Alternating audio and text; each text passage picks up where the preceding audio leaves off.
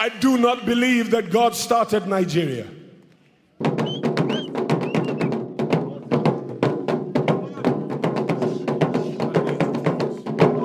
No. Say it again. I do not believe that God started Nigeria. Nigeria was the creation of the influence and persuasion of a bamboozle fellow called Lugard. Why they knighted him and called him Lord, I do not know. That he should share the same title as my master.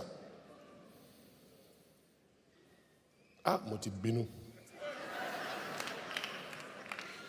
And he amalgamated an Occidental civilization and an Oriental civilization to provide perpetuity of strife between African ethnicities.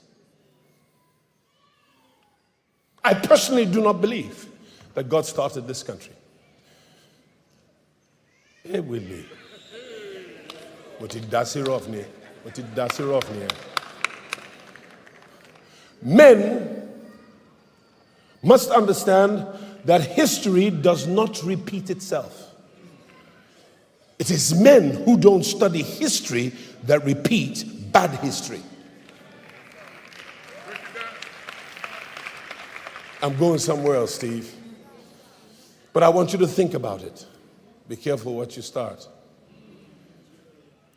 Because if God isn't in it, it's hard for him to protect it.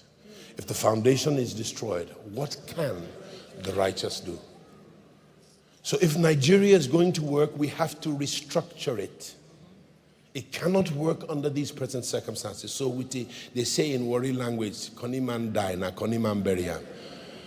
We need koni person who will federalize Nigeria without anybody recognizing it. It has already started. VAT tax and the derivation principle is part of that federalization. They call it fiscal federalizing.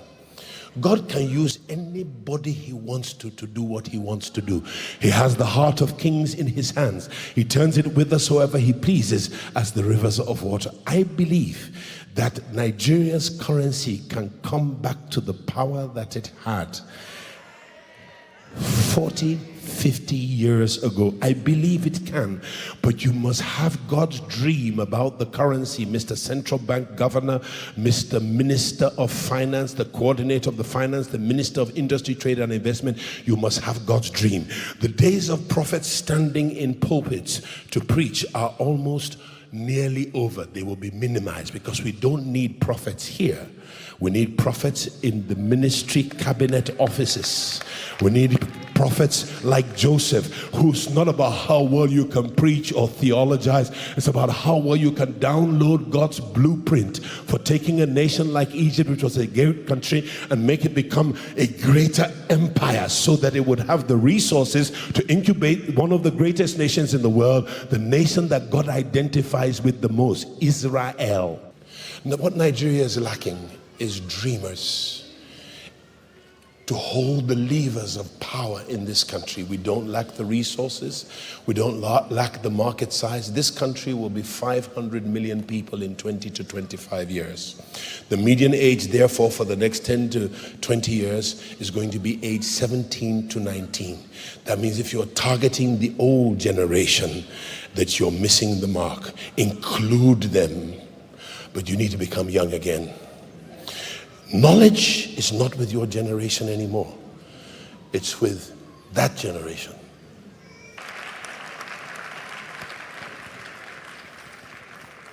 I dream for Nigeria every day.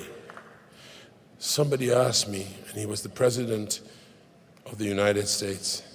He said, I think you should be the president of Nigeria. I said, no, sir, it's not my calling. Kingmaker, yes, a king, no. The second day, he spoke to me again. He said, I still think you should be the president of Nigeria. I said to him, I think you should be the president of America. Kingmaker, yes. King, no. That's not my calling. It's not my calling at all. I see myself more as a Samuel and certainly not as a David in power. And I believe we can fix this country. I believe you can fix it.